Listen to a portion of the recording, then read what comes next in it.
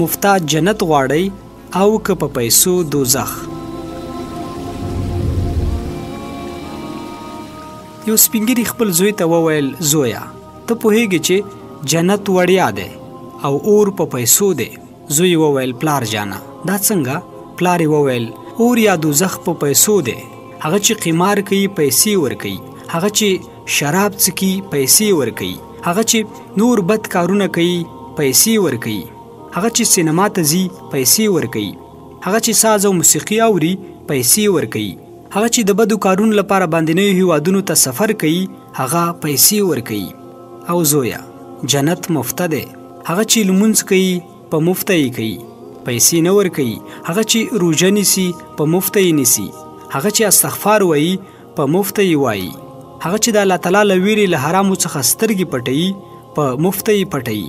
په آخر کې وایي مسجدونه وړیا دي خو درخت ځایونه په پیسو دي. اوس نو ستا څنګه خوښه ده؟ غواړي چې په اور پیسې ورکړي او که په مفته جنت ته لاړ شي.